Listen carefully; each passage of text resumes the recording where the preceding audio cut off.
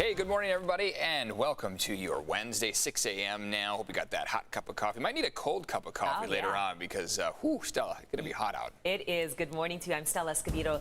Let's get to our top story. As Eric just mentioned, it is the heat. This morning, you are being asked to conserve energy as we brace for another hot day out there. Yeah, Flex Alert has been issued for today, and Cal ISO is encouraging people to conserve energy between 4 and 9 p.m. The move aims to help avoid power disruptions and those rolling blackouts.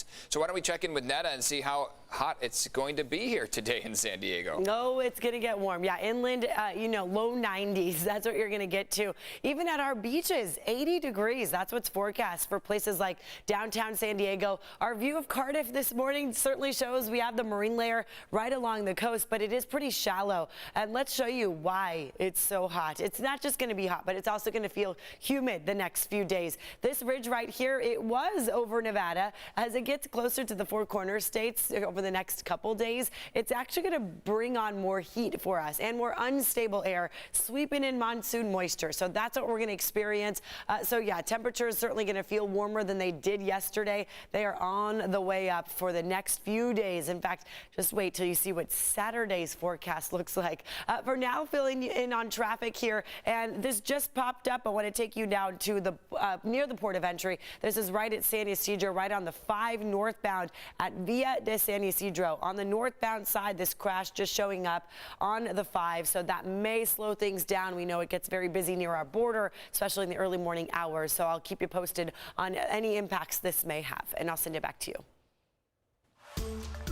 New this morning, a man is in custody after a SWAT standoff in Oceanside. It happened in the Morro Hills neighborhood. That's on Leon Street. Police say there was a stabbing just after 8 p.m. last night. The victim was reportedly the man's sister. He was arrested early this morning. The victim was taken to the hospital, but has since been released.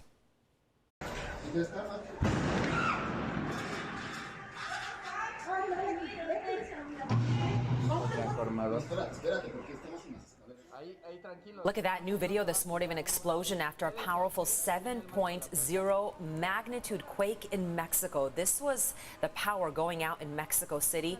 Now, to give you some perspective of how strong this quake was, the epicenter was 200 miles away near Acapulco.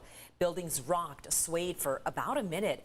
At least one person was killed. You could see some of the damage there. Buildings were also damaged. This morning, the campaign trail is heating up with California's recall election less than a week away. The vice president is stumping for California Governor Gavin Newsom today. But those pushing to remove the governor from office are also reaching out to voters this morning. News 8's Evan Irani is live at the Registrar of Voters with the details. It's going to be a busy day for these candidates, Evan. Another busy one as they make their final effort ahead of that recall election. The governor himself campaigning, as you mentioned, alongside Vice President Kamala Harris in Northern California today. He'll have Joe Biden alongside him later on into next week, just ahead of that election itself. And along with that, the people looking to take his place, replace him, 46 candidates all on the campaign trail as well. That front runner being Larry Elder. Now, we want to give you a little bit of sound from yesterday as these campaign efforts really were well underway. First off, Governor Newsom in Northern California, and then that GOP frontrunner, conservative talk show host Larry Elder. Either we vote no on this recall, or in a matter of weeks, the next governor of the state of California is Larry Elder. Gavin Newsom ran for mayor in 2004, promised to clean up the homeless problem in San Francisco in 10 years. That would have been 2014.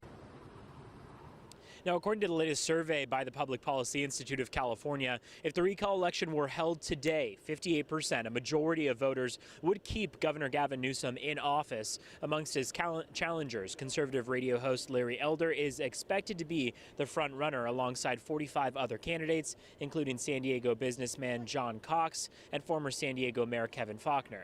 Election officials say so far turnout is shaping up to reach historic highs. Overall, Democrats account for 53% 33% of those returned ballots, while Republicans account for about 24% of them. The county registrar is encouraging people to avoid those long lines by voting early here at the registrar's office in Kearney Mesa. You can do that daily. And then, of course, over the weekend, there will be additional efforts made as those neighborhood polling places open up.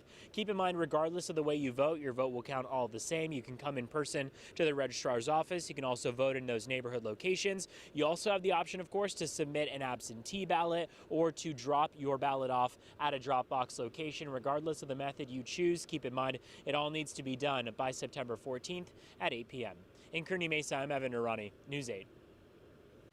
Evan, thanks. Police are increasing patrols in Mission Beach this morning after a woman was shot near Belmont Park. There have been a number of shootings in the area over the past couple of months, and News 8's Chris Groh is joining us live in Mission Beach with the very latest. Good morning, Chris. Good morning, Stella and Eric. And looking at a lot of our reporting yesterday, speaking with a lot of people that spend time here and then also on social media, they're not feeling exactly the safest when they visit the Belmont Park area, the Mission Beach area. That's why we're seeing this uptick in patrols with the amount of shootings that we've seen recently, including this latest one where an innocent bystander was actually hit, a 61-year-old vendor. And we've obtained cell phone footage that actually shows her getting medical attention from some of the other bystanders that luckily were not hit in this crossfire. We do want to warn you, though, some of you at home may find this to be graphic. Where's my I'll go get it. I'll go get it. It's okay, honey. Okay, please. Just breathe.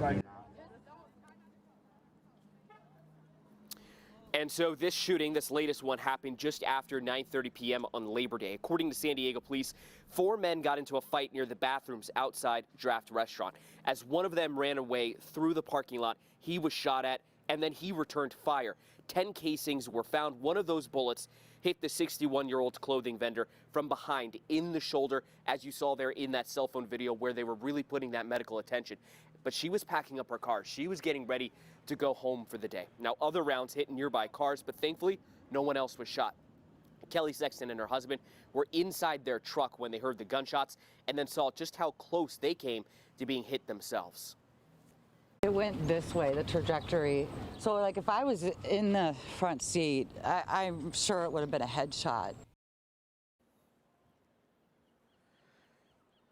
Just horrific to hear that. Now, this is just one of the latest shootings, about 3 at least, that have happened in this area in the past several weeks. Now, as for those that maybe in its latest instance, again, for those that opened up fire, police still looking for them.